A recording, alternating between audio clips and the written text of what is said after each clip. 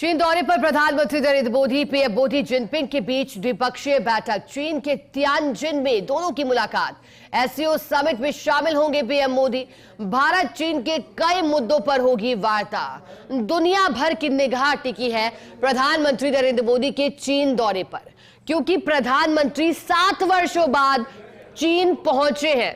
2020 के बाद दोनों देशों के संबंध जिस तरह से रहे, अब वो संबंध सुधार की ओर है, सकारात्मक सुधार की ओर बढ़ते भारत चीन के रिश्ते। ये तस्वीरें दर्शा रही हैं जब प्रधानमंत्री चीन में मौजूद हैं।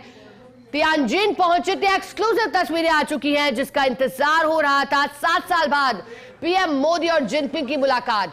इसके पीछे की वजह शंघाई सहयोग संगठन में प्रधानमंत्री नरेंद्र मोदी का पहुंचना, द्विपक्षीय बैठक का दौर शुरू होते हुए कई मुद्दों पर वार्ता, क्योंकि ये चर्चा तब शुरू हुई थी दोनों देशों के रिश्ते बेहतर होते हुए, इसलिए क्योंकि अब जब पूरे दुनिया भर की नजर अमेरिका और भारत के रिश्तों में आते तनाव के बाद कहा गया कि एक गोपनीय लेटर चीन के राष्ट्रपति शी जिनपिंग ने राष्ट्रपति के नाम भारत की लिखा था और उसके बाद ही शुरुआत हुई भारत और चीन के संबंध सुधारों की।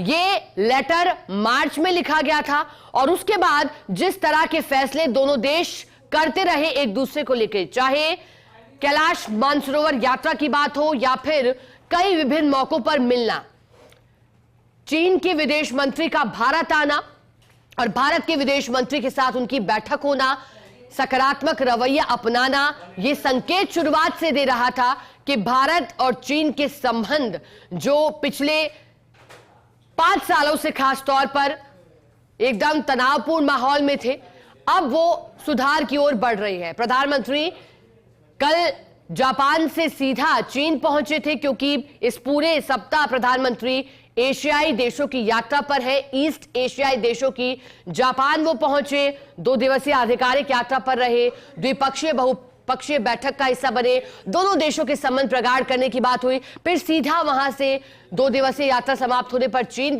पहुंच गए। चीन में प्रधानमंत्री का स्वागत सत्कार भी किया गया, भव्य स्वागत, वेलकम शाही अंदाज में प्रधानमंत्री का किया गया। और फिर इसके बाद प्रधानमंत्री नरेंद्र मोदी और शी जिनपिंग की मुलाकात।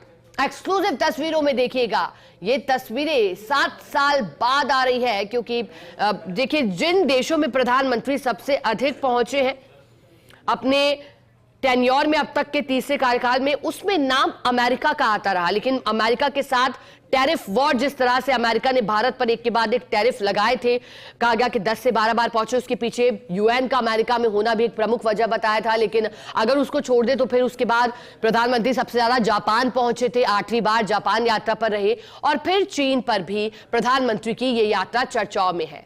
लंबे समय बाद चीन पहुंचे हैं एससीओ शिखर सम्मेलन, क्योंकि अब न सिर्फ प्रधानमंत्री मोदी बल्कि जो रूसी राष्ट्रपति है व्लादिमीर पुतिन, वो भी यहां आए हैं। उनकी और प्रधानमंत्री की मुलाकात भी होगी, क्योंकि व्लादिमीर पुतिन भी भारत के साथ अच्छे संबंध रूस के साझा करता है। और जो कच्चे तेल की बात लगातार होती रही कि भारत कच्चा तेल खरीद रहा है रूस से, इससे तकलीफ अमेरिका को होने लगी, लेकिन भारत ने साफ किया कि हमें तकलीफ आपकी हो, पर हम अपनी विदेश नीति आपके हिसाब से तय नहीं करेंगे। और सिर्फ भारत ही नहीं, ये अन्य देश भी दुनिया भर के कर रहे हैं।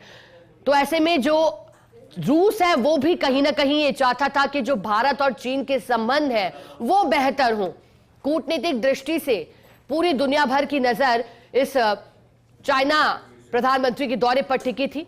चीन के तियानजिन में दोनों की मुलाकात बेहद खास, बेहद सुपर्ब ये मुलाकात प्रधानमंत्री नरेंद्र मोदी की, क्योंकि पड़ोसी देश है भारत का चीन, और जिस तरह से चीन को लेकर और भारत के साथ संबंध अब तक चले आए हैं। हालांकि ये कहा जाता रहा कि कभी भी भारत का एक सच्चा दोस्त के रूप में या फिर विश्वास पात्री के रूप में भारत और चीन को नहीं देखा जाता रहा, चीन उतना विश्वास पात्री नहीं रहा। लेकिन जब अब संबंध सुधर रहे हैं तो सिर्फ अब उम्मीद बेहतरी की जा सकती है भारत और चीन के रिश्तों को लेकर के।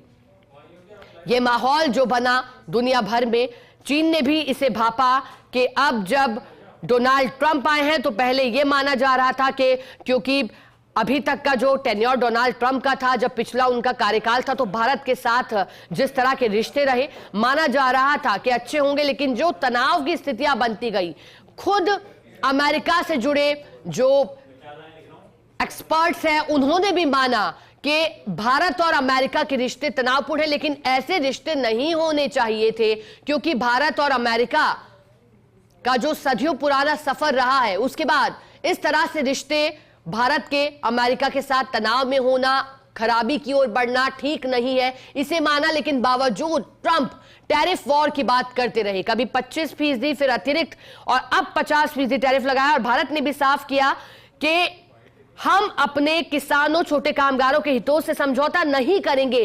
कहीं ना कहीं उसका असर यह देखा गया, चीन ने भी इसे भापा और दोस्ती का हाथ आगे बढ़ाया। और भारत जिस तरह की भावना रखता है, वसुदेव कुटुंबकम का भाव है, भारत सभी से दोस्ती रखता है, किसी के प्रति नकारात्मक रवैया अपनाना हमारी फितरत में नहीं है। लेकिन कोशिश अब यही है, जब नए भारत की बात होती है, कि अगर भारत पर कोई आंख उठाकर देखेगा, अगर यहां पर आतंकवादी गतिविधियों में किसी तरह का समर्थन कोई करता है, तो फिर हम चुप बैठेंगे नहीं, भारत उसका जवाब देगा, बेहतरी से देगा। और ऑपरेशन सिंदूर के बाद प्रधानमंत्री नरेंद्र मोदी का चीन जाना कई मायनों में खास है। एससीओ समिट जिसके लिए प्रधानमंत्री पहुंचे हैं, मौजूद है प्रधानमंत्री नरेंद्र मोदी। दुनिया भर की निगाहें टिकी हैं तियानजिन में शुरू हुई पीएम मोदी और शी जिनपिंग के बीच की मीटिंग। एससीओ के मंच पर होंगे मोदी, पुतिन और जिनपिंग। ये तिकड़ी क्या ट्रंप की नींद उड़ाएगी, ये भी सवाल खड़ा हो रहा है।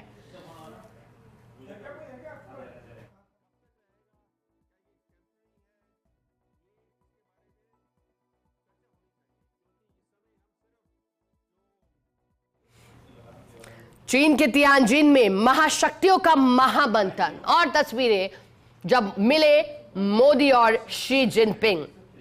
निगाहें टिकी थी पूरी दुनिया भर की, और टिकना भी जरूरी, क्योंकि अभी तक के संबंध जिस तरह के रहे, 2020 के बाद जो परिस्थितियां बनी थी, उसके बाद जब अब संबंध सुधार की ओर है, तो फिर ये बेहतर बात है, अच्छी बात है। किसी भी मसले का समाधान होना जाहिर तौर पर सुखद ही तस्वीर है, इससे किसी का कोई नुकसान तो नहीं। और खास तौर पर जब बात कूटनीतिक दृष्टि से की जाए, दुनिया भर के देशों के साथ जिस तरह से भारत के संबंध रहे हैं, अब भारत चीन संबंधों में नई उड़ान इसे कहा जा रहा है। पीएम मोदी के तियानजिन पहुंचते ही गदगद हुए थे चीनी राजदूत, और अब बड़ी उम्मीद भी जताई गई थी। सकारात्मक तरीके से देख रहे हैं भारत और चीन के बदलते रिश्ते को। भारत में चीन के राजदूत शू फीहोंग भी मोदी के दौरे को लेकर पहले से उत्साहित थे। अब कहा गया है कि चीन भारत संबंधों को नई रफ्तार मिलेगी। प्रधानमंत्री का शंघाई सहयोग शिखर सम्मेलन में भाग लेने के लिए स्वागत किया गया था, और एससीओ सम्मेलन में हिस्सा लेने के लिए प्रधानमंत्री पहुंचे।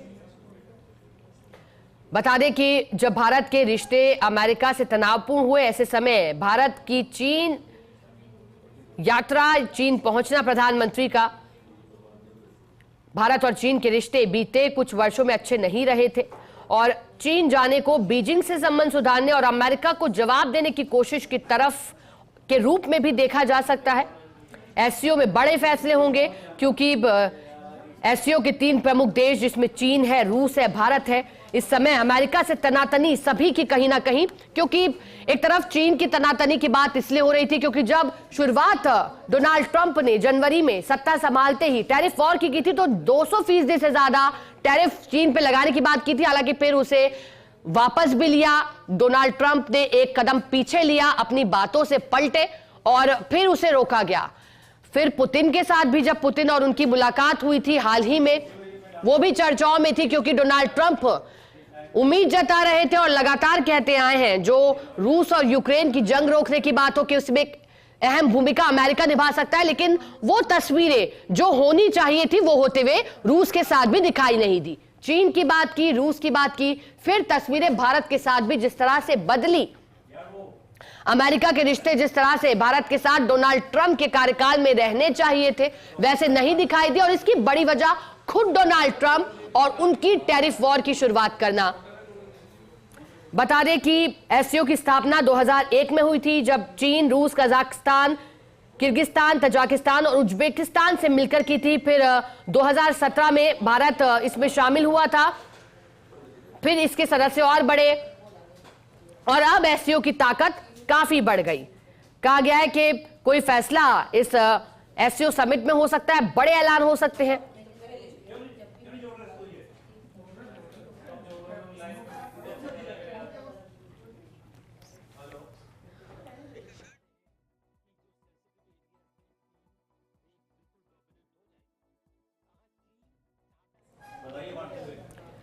ज्यादा जानकारी के लिए हमारे साथ विदेश मामलों के जानकार कर्नल देवानंद जी जुड़ गए हैं। कर्नल देवानंद जी, प्रधानमंत्री मोदी की चीन यात्रा, अमेरिका के साथ एक तरफ तनाव की स्थिति, प्रधानमंत्री का चीन पहुंचना, बेहतर रिश्तों की बात, सकारात्मक दृष्टि से कैसे देख रहे हैं आप पीएम मोदी का चीन जाना 7 सालों के बाद? जी, सबसे पहले तो मैं भारत सरकार और नरेंद्र मोदी जी को बधाई देना चाहूंगा कि वो अपनी सूझबूझ से राष्ट्र हित में जो भी जरूरी होता है उसको अंजाम देते हैं और उसके लिए बड़ा कलेजा चाहिए जो उन्होंने दिखाया है। जैसे आप ही थोड़ी देर पहले बता रहे थे कि किस प्रकार से ट्रंप को हम उम्मीद कर रही थी दुनिया की, ट्रंप के आने से वैश्विक स्थिति में सुधार होगा, दुनिया में प्रोग्रेस होगी, पर उसकी बजाय बिल्कुल उलट हो गया है। ट्रंप जब से आए हैं उन्होंने व्यक्तिगत तौर पर राष्ट्र का नाम लेते हुए अपने खुद के स्वार्थ सांझने की कोशिश की है, जिसमें वो विफल हो गए हैं। मैं भारत का जहां तक ताल्लुक है, देखिए ट्रंप ने जिस प्रकार से भारत को एक तरह छोटा दिखाने की कोशिश की, मैं भारतवासियों का अभिनंदन और बधाई दूंगा, मीडिया को भी बधाई दूंगा जिन्होंने उनके प्रेशर को। कर्नल देवानंद जी, आपको रोकना चाहेंगे जरा सा, मुलाकात के दौरान प्रधानमंत्री क्या कह रहे हैं, एक बार वो सुनवाते हैं। परस्पर विश्वास, सम्मान और संवेदनशीलता के आधार पर हम अपने संबंधों को आगे बढ़ाने के लिए प्रतिबद्ध हैं। एथेंस चीन द्वारा एससीओ की सफल अध्यक्षता के लिए मैं आपको बहुत बहुत बधाई देता हूं। एक बार फिर चीन यात्रा के निमंत्रण के लिए और आज की हमारी बैठक के लिए आपका हार्दिक धन्यवाद। प्रधानमंत्री नरेंद्र मोदी को आपने सुना, जिन्होंने कहा कि सीमा पर शांति और स्थिरता का माहौल है। इस यात्रा के लिए धन्यवाद। और जो दोनों देशों के बीच डाइवर्ट फ्लाइट थी वो भी शुरू होते हुए, और ऐसे में अब उम्मीद है कि बेहतरी की ओर ही होंगे। प्रधानमंत्री नरेंद्र मोदी की बड़ी बातें, सीमा पर शांति और स्थिरता की बात प्रधानमंत्री मोदी ने कही, क्योंकि शुरुआत हो चुकी है बदलते परिदृश्य की। कर्नल देवानंद, विदेश मामलों की जानकार, हमारे साथ लगातार बने हुए। कर्नल देवानंद जी, आपने शुरुआत की थी, कहा था ट्रंप आएंगे माहौल बदलेगा, लेकिन अब लगता है कि ट्रंप कार्ड चल नहीं रहा और तीनों देश जो महाशक्ति हैं वो एक मंच पर आ गए हैं। कर्नल देवानंद जी, देखिए, कोई भी समय एक नहीं रहता है और हर देश के अपने खुद के उसके एजेंडाज होते हैं और अपने देश के हित में होता है वो करते हैं। पर ट्रंप से जो उम्मीद थी वो विफल करते हुए एक नया वर्ल्ड ऑर्डर स्थापित होता नजर आ रहा है, जहां पर रूस, चीन, भारत, दुनिया की वैसे भी 3 ऐसी महाशक्तियां हैं जो एक साथ आना मैं अच्छा संकेत मानता हूं भारत के लिए।